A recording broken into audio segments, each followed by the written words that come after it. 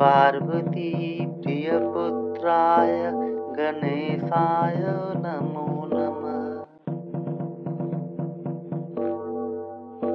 নমস্কার, সকলকে স্বাগত। শুরু করছি জ্যোতিষ অনুষ্ঠান হিতৈষী।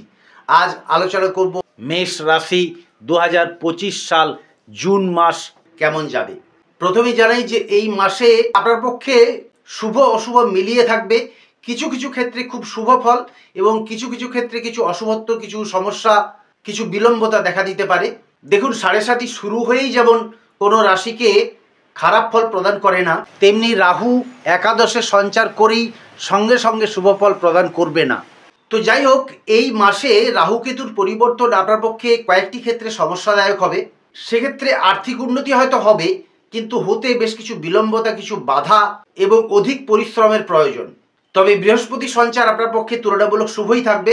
কয়েকটি ক্ষেত্রে শত্রু বৃদ্ধি হতে পারে, কিন্তু রাহু বৃহস্পতির দৃষ্টি বিনিময় রাহুর যে অশুভ প্রকোপ সেটার থেকে অনেকাংশে রক্ষা করবে। তাই চিন্তান্বিত হওয়ার কিছু কারণ নেই, ভালো ফল আপনারা অবশ্যই পাবেন। এমনিতেই রাশিচক্রের মধ্যে কালসর্প যোগ শুরু হয়ে গেছে। তার ফলশ্রুতি স্বরূপ আপনারা দেখতে পাচ্ছেন যে আমাদের প্রাকৃতিক পরিবেশের উপর, আমাদের বিশ্বের উপর অনেক কিছু সমস্যার সৃষ্টি হয়ে গেছে। সেক্ষেত্রে প্রাকৃতিক বিপর্যয়, ভূমিকম্প বা কোনো না কোনো দেশে যুদ্ধ আবার লাগতে পারে।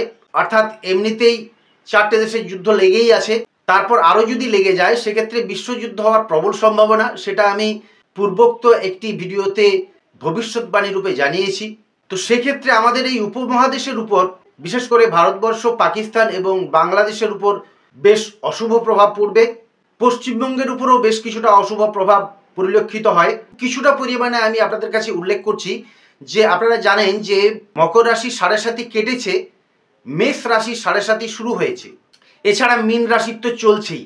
তো ভারতবর্ষের মকর রাশি, সেক্ষেত্রে যত অসুবিধেই হোক ভারতবর্ষ শেষ পর্যন্ত কিন্তু জয়লাভ করবে। পাকিস্তানের মেষ রাশি, বাংলাদেশের মীন রাশি এবং অবশ্যই পশ্চিমবঙ্গের কিন্তু মেষ রাশি। সুতরাং মেষ রাশি, মীন রাশি যে সমস্ত রাষ্ট্রের, তারা কিন্তু বেশ কিছু সমস্যায় পড়বে।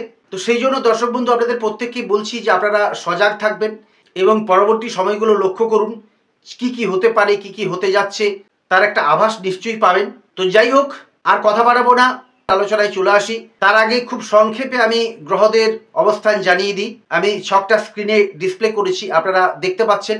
পূর্বেই উল্লেখ করেছি যে রাশিচক্রের কালসর্প যোগ শুরু হয়ে গেছে, যেটা জুলাই মাস অবধি থাকবে, অর্থাৎ 29শে জুলাই পর্যন্ত এই অশুভত্বটা থাকবে। তো 29শে জুলাইয়ের মধ্যে অনেক কিছু ঘটনা ঘটতে পারে। আপনার রাশির পক্ষে যে যে দিনগুলো শুভ, সেইগুলো আপনারা শুভ কাজের জন্য ব্যবহার করবেন। আর যে যে দিনগুলো অশুভ, সেই সেই তারিখগুলো একটু সতর্ক এবং সজাগ থাকবেন। তাহলে গড়পড়তা বিচারে এই মাস তুলনামূলকভাবে ভালোই কাটবে। জুলাই মাস পর্যন্ত আপনি অনেক কিছু লক্ষ্য করবেন, বিশেষ কিছু ঘটনা আপনার চোখ খুলে দেবে। সেক্ষেত্রে যদি কিছু সমস্যায় পড়েন, এই ভিডিওর শেষের দিকে আমি কিছু প্রতিকারের কথা উল্লেখ করেছি, সেগুলো ব্যবহার করে দেখতে পারেন। নিঃসন্দেহে আপনি শুভ ফল পাবেন। এবং দর্শক বন্ধুদের এটাও জানিয়ে দিই, এই রাশিফল মাসিক রাশিফল হলেও এই মাসের মধ্যে কোন কোন দিন আপনার অধিক মাত্রায় সতর্ক এবং সজাগ থাকা দরকার, সেগুলো আমি উল্লেখ করে জানিয়ে দেবো। তাই মনোযোগ দিয়ে ভিডিওটি দেখতে থাকুন এবং যারা চ্যানেলে নতুন আছেন তারা চ্যানেলটা সাবস্ক্রাইব করে নোটিফিকেশনের বেল আইকনটা অন করে রাখুন। পরবর্তী ভিডিও নিঃসন্দেহে আপনাকে উপকৃত করবে। তো বিস্তারিত আলোচনায় চলে আসি। প্রথমেই আলোচনা করব স্বাস্থ্য বিষয়ে। স্বাস্থ্য বিষয়ে এই মাস তুলনামূলক ভালোই থাকবে, তবে কয়েকটি ক্ষেত্রে সতর্কতা প্রয়োজন, সেগুলো আমি জানিয়ে দিচ্ছি। রাগ জেদ বেড়ে যাওয়া, মাথা গরম হওয়া, এগুলো হতে পারে। এছাড়া বর্তমানে রবির অবস্থান অনুযায়ী গরম থেকে আপনি একটু সতর্ক থাকবেন, অর্থাৎ প্রাকৃতিক যে গরম, সেই গরমে হাঁসফাঁস করতে পারেন। তো এইগুলো আপনাদেরকে নিজেদেরই ঠিক করে নিতে হবে। এছাড়া গোচরে গ্রহদের অবস্থান অনুযায়ী আপনার পেট সংক্রান্ত কিছু সমস্যা, নিম্নাঙ্গের দিকে কিছু ব্যথা, অলসতা ভাব, এগুলো দেখা দিতে পারে। তবে গড়পড়তা মিলিয়ে এই মাস স্বাস্থ্য তুলনামূলক ভালো থাকবে। যারা দুরারোগ্য কোনো ব্যাধিতে আক্রান্ত ছিলেন, কোনো অস্ত্রোপচারের সম্ভাবনা ছিল, তাদের পক্ষে তুলনামূলক ভালো সময়। অস্ত্রোপচার যদি হয় সেটা আপনার পক্ষে অনুকূল হবে। তবে এই মাসে আপনার কর্মের চাপ বৃদ্ধি পাবে, পারিবারিক কিছু সমস্যা নিয়ে আপনি বিব্রত থাকতে পারেন, অর্থাৎ আপনাকে অনেক ঝক্কি ঝামেলা সামলাতে হতে পারে। এছাড়া কোনো সমস্যা নেই, তুলনামূলক স্বাস্থ্য মোটামুটি ভালোই থাকবে। এরপর বিদ্যার্থী বা শিক্ষার্থীদের সম্বন্ধে কিছু আলোচনা করি। যারা উচ্চশিক্ষা লাভের জন্য চিন্তাভাবনা করছেন, অন্য কোনো লাইন নিয়ে পড়ার চেষ্টা করছেন বা ভর্তির চেষ্টা করছেন, তাদের পক্ষে মোটামুটি ভালো সময়, তবে একবারই গিয়ে কাজটা হতে চাইবে না। কর্মে কিছু বিলম্বতা এবং অযথা হয়রানি হতে পারে। এরপর কর্ম বিষয়ে বলি, কর্মক্ষেত্র এই মাস তুলনামূলক ভালোই থাকবে। যারা কর্মে জড়িয়ে আছেন তাদের পক্ষে উন্নতি, প্রমোশন বা ইতিবাচক স্থানান্তর এগুলো হতে পারে। যারা নতুন কর্মের চিন্তা ভাবনা করছেন তাদের পক্ষে কর্মলাভ সম্ভব। বেশ কিছু যোগাযোগ আপনার সামনে হাজির হয়ে যাবে। গ্রহদের গোচরকালীন অবস্থান অনুযায়ী কর্মে কিছু সমস্যা দেখা দিলেও কয়েকদিনের মধ্যে সেটা ঠিক হয়ে যাবে এবং উত্তর ভালো হতে থাকবে। এরপর প্রেম বিবাহ সম্বন্ধে আলোচনা করব। যারা কোনো অ্যাফেয়ারে জড়িয়ে আছেন তাদের পক্ষে মাঝে মাঝে মতান্তর হতে পারে, সুতরাং এই মাস একটু মিলিয়ে মিশিয়ে মানিয়ে চলতে হবে। মাসের দ্বিতীয়ার্ধে একটু সতর্কতা অবলম্বন প্রয়োজন। নতুন কোনো সম্পর্ক স্থাপনে এই সময় বাধা পরিলক্ষিত হয়। বিবাহ ক্ষেত্র তুলনামূলক ভালো থাকবে। যাদের জন্মকালে অর্থাৎ ন্যাটাল চার্ট বা বার্থ চার্টে ভৌমদোষ আছে বা অর্থাৎ মাঙ্গলিক যোগ আছে, তারা কিছু কিছু সমস্যা পেতে পারেন। বিবাহের ক্ষেত্রে কিছু বাধা আসতে পারে, কোনো যোগাযোগ হয়ে কেটে যাওয়া বা ভেঙে যাওয়া এগুলো হতে পারে। এছাড়া বিবাহ স্থান তুলনামূলক ভালো থাকছে। বিবাহের যদি কোনো যোগাযোগ হয়ে থাকে, অর্থাৎ যাদের বার্থ চার্ট বা ন্যাটাল চার্টে ভৌমদোষ বা মাঙ্গলিক যোগ নেই, তাদের পক্ষে তুলনামূলক এই মাস ভালোই থাকবে। দাম্পত্য সম্পর্ক যথেষ্ট ভালো থাকছে, তবে মাথা গরম এবং জেদ রাগ থেকে একটু সাবধান থাকবেন। নিজেদের মধ্যে বোঝাপড়া বা মানিয়ে চলা এগুলো অধিক মাত্রায় থাকলে যথেষ্ট ভালো হবে। পারিবারিক ক্ষেত্র মোটামুটি ভালো। পরিবারে কারো স্বাস্থ্যহানি হতে পারে, সেই বিষয়ে আপনার ব্যয় এবং বেশ কিছু ঝক্কি ঝামেলা সামলাতে হতে পারে। তো আপনাদের চিন্তান্বিত হওয়ার কিছু কারণ নেই। এই ভিডিওর শেষের দিকে আমি কিছু প্রতিকারের কথা উল্লেখ করব, সেগুলো যদি আপনারা মেনে চলতে পারেন তবে এই মাস তুলনামূলক আপনার পক্ষে ভালোই থাকবে।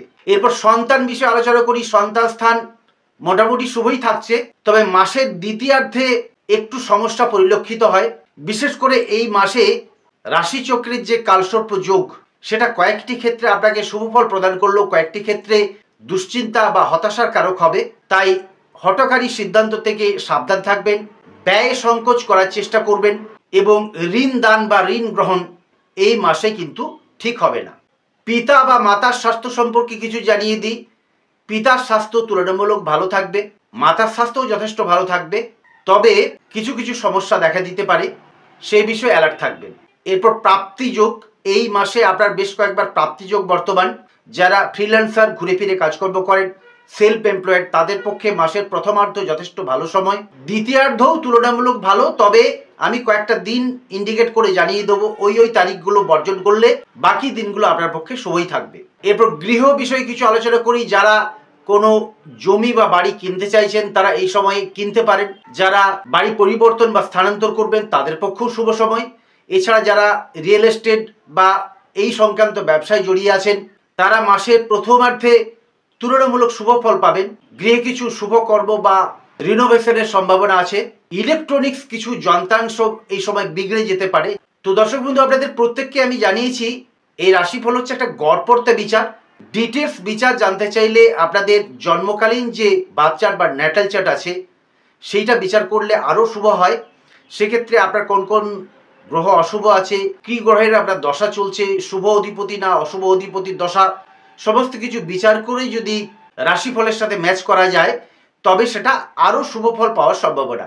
অর্থাৎ জন্মকালীন যাদের শুভ সময় তারা এই শুভ ফলটা আরও বেশি মাত্রায় পাবেন, এবং জন্মকালে যাদের অশুভ গ্রহের দশা অনুযায়ী অশুভ সময় চলছে তারা এই শুভ ফলটা ততটা না পেলেও তুলনামূলক ভালো পাবেন। কিন্তু এই যে রাশিচক্রে কালসর্প যোগের যে অশুভ প্রভাব সেটা আপনাদের পেতে হতে পারে। সেক্ষেত্রে তার থেকে কিভাবে ভালো থাকবে তার জন্য আমি কিছু প্রতিকারের কথা জানিয়ে দেবো। তো এই অনুষ্ঠান প্রায় শেষের দিকে চলে এসেছে, আরও কয়েকটি আলোচনা বাকি আছে, আমি সেগুলো উল্লেখ করছি।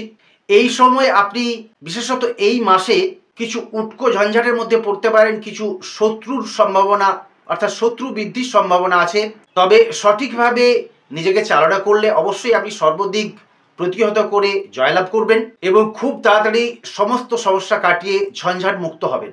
মামলা মোকদ্দমার বিষয়ে যারা সমস্যার মধ্যে আছেন তারা এই মাসের প্রথমার্ধে আপনাদের পক্ষে কিছু ফলাফল দেখতে পাবেন। মাসের দ্বিতীয়ার্ধে তত শুভ হবে না, সুতরাং সেই রকমভাবে আপনাদেরকে প্রস্তুতি নিতে হবে। যারা শেয়ার ট্রেডিং, অনলাইন ইত্যাদি ব্যবসায় জড়িয়ে আছেন তাদের পক্ষেও মাসের প্রথমার্ধ তুলনামূলক ভালো। দ্বিতীয়ার্ধ একটু ভেবেচিন্তে কাজকর্ম করবেন, অধিক লগ্নি করার বিষয়ে সতর্ক থাকবেন। যারা ব্যবসা কর্মে জড়িয়ে আছেন তাদের পক্ষে এই মাস ভালো থাকবে।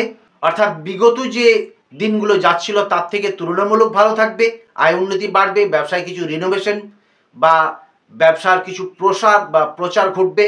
যারা বৈদেশিক বাণিজ্যে জড়িয়ে আছেন তাদের পক্ষে এই মাসটা একটু সতর্ক থাকা দরকার, তবে মাসের প্রথমার্ধে ভালোই থাকবে, দ্বিতীয়ার্ধে একটু সজাগ থাকবেন। এরপর ভ্রমণের বিষয়ে বলি, যারা ভ্রমণে যেতে চাইছেন তারা এই মাসে একটু চিন্তা ভাবনা করে অগ্রসর হবেন। কাছে পিঠে ভ্রমণ আপনি করতে পারেন, তবে বিদেশ ভ্রমণ এই সময় না করাই ভালো। যারা ধর্মকর্ম আধ্যাত্মিকতায় জড়িয়ে আছেন তাদের পক্ষে এই মাস বাড়িতে বসে সাধন চিন্তা বা ইত্যাদি কর্মে অগ্রসর হওয়াই ভালো, অর্থাৎ তীর্থ ভ্রমণ বা দূর ভ্রমণ এই সময় বর্জন করাই শ্রেয় হবে। তো গড়পড়তা মিলিয়ে এই মাস যথেষ্ট ভালো হতে থাকছে। তো এই ছিল মেষ লগ্ন বা মেষ রাশির বিষয়ে আলোচনা। আপনারা রাশিফল দেখতে থাকুন, পরবর্তী রাশিফলের দিকে চোখ রাখুন। আর ভিডিওটি ভালো লাগলে অবশ্যই একটা লাইক করবেন, কারণ আপনাদের লাইক আমাদেরকে যথেষ্ট অনুপ্রাণিত করে। সেক্ষেত্রে আরও নতুন নতুন ভিডিও নিয়ে পরের মাসে হাজির হব। এবং যারা নতুন দর্শক আছেন তাদেরকে বলবো চ্যানেলটা সাবস্ক্রাইব করে নোটিফিকেশনের বেল আইকনটা অন করে রাখবেন, পরবর্তী ভিডিও আপনাকে যথেষ্ট উদ্বুদ্ধ করবে। তো আজ এই পর্যন্তই। ঈশ্বরের কাছে আপনাদের সর্বাঙ্গীন কুশল কামনা করে ভিডিওটি শেষ করছি। সবাই ভালো থাকুন, সুস্থ থাকুন। নমস্কার।